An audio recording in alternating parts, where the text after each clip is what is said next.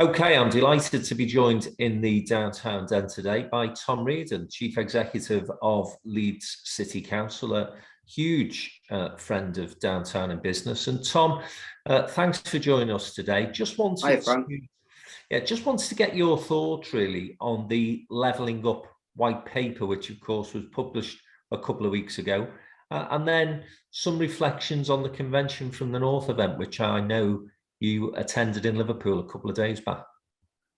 Yeah, Levelling Up white paper, I think, those of us who've been in this game for a while about trying to get the North to be able to shape its own destiny, you've got to welcome any move to try and move power out of Whitehall and towards the places it affects the most. So, I think it's important to recognise that we live in such a highly centralised country that any move in the direction away from that is positive. So I always take a sort of glass half full approach to changes like this, and I think in terms of the detail, particularly the things like the framework and almost codifying what devolution means if you're a city or a mayoral combined authority, if you're a county wanting it. I think all of that is useful, and I think it gives a bit more order to something that wasn't that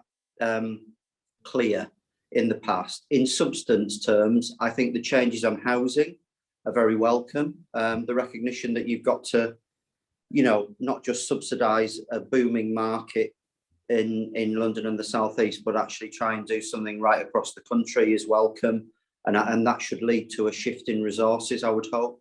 Similarly, on research and development, those of us, attuned to the academic strengths and the innovation strengths of the private sector in the North will know that we've been, for too long saying that too much goes to the golden triangle of Oxford, Cambridge and London. And I think that's another good move. Then, you've got to say it's not as much progress in other areas. And, I think we've got to be clear about the fact that we still have an awful lot of ground to make up and an awful lot of work to do to make levelling up a reality. And we're going to need more powers to do that. I double the number of fiscal powers that the mayors and leaders of councils have, for example, as a step change. But that isn't there yet. But it's a step in the right direction. So Michael Gove was in Liverpool at that convention that I mentioned. A minister who, whether you like his politics or you don't, has certainly got a reputation as someone who delivers.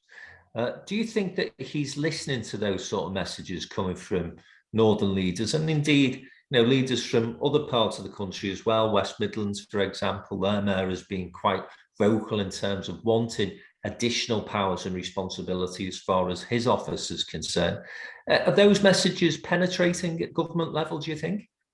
Yeah, I think so. I think Michael Gove is a serious politician, and he's very respected across political boundaries as somebody who can deliver things once he gets into a department. And I think whether you agree with what he delivers or not is a political judgment. But I think he is seen as someone who's effective. I think the first test for me will be how much he can get his own department and its money to spread out a bit further across the regions and the North in particular. The second harder litmus test is whether he can persuade Whitehall to do the same.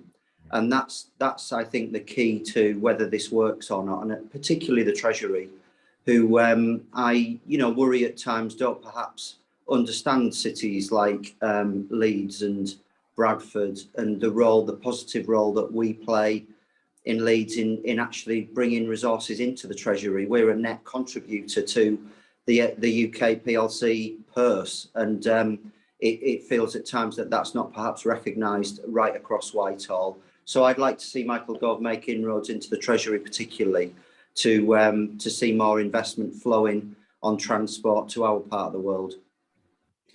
And when we were talking initially about the Northern Powerhouse, when George Osborne, seems like 99 years ago, came and launched the New Deal for the North, if you like, the big idea was just powering up that infrastructure making sure the HS2 happened across the country. And then obviously we moved on to discuss Northern Power Rail as well.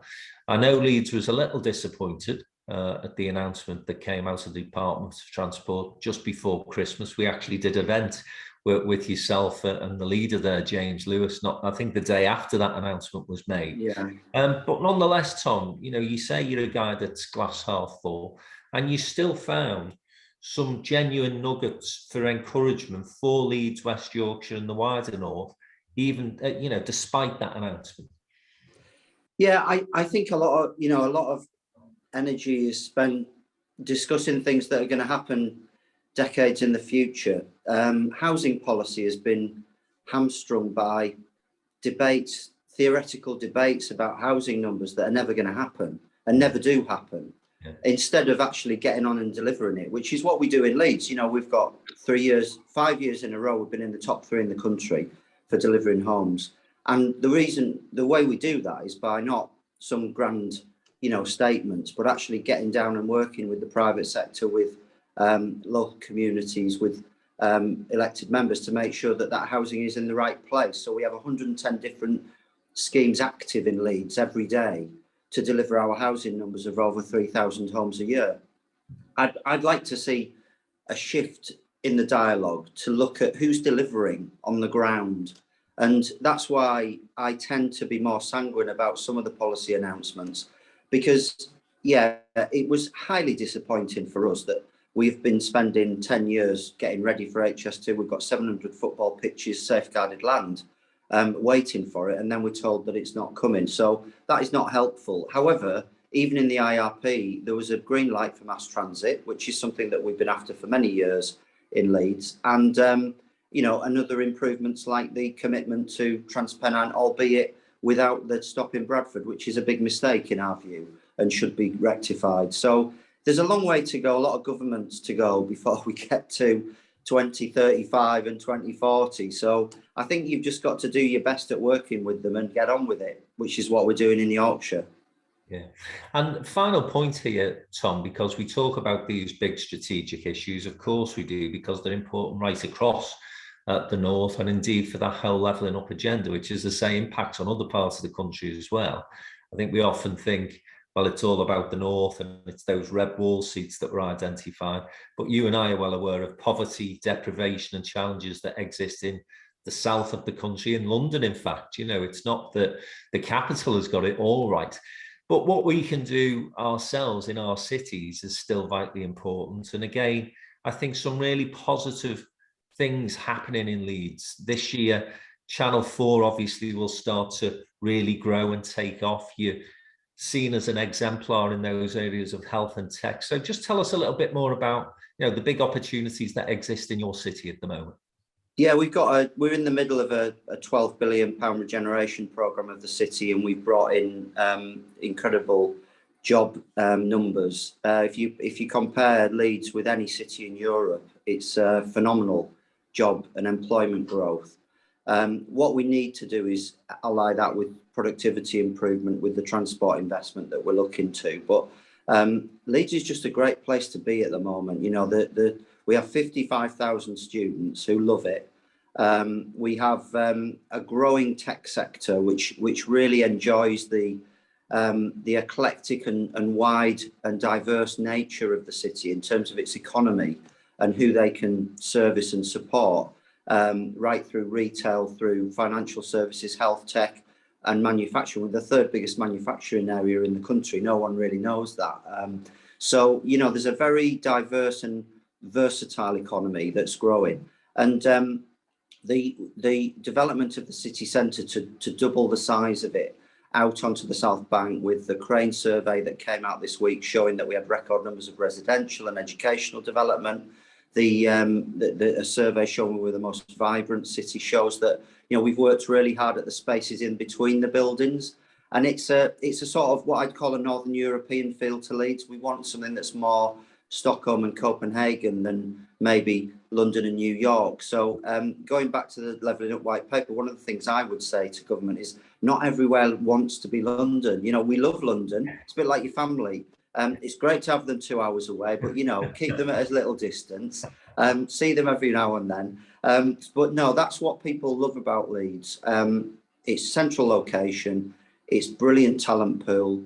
It's a really good place to be. It's an energetic vibe to have in the city at the moment. And we've got great things to look forward to, cultural festivals, Rugby League World Cup, World Transplant Games, and lots of great things, and a very live pipeline of new investors wanting to come in, which I'm talking to on a weekly basis.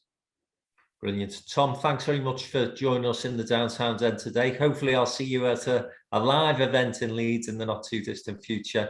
And up the borough, mate. I hope you get promoted this season. As long Absolutely. as you're going the other way. and of course, we want Leeds to do well, just in case there's any Leeds supporters watching. Yeah. Thanks, Tom. See you soon.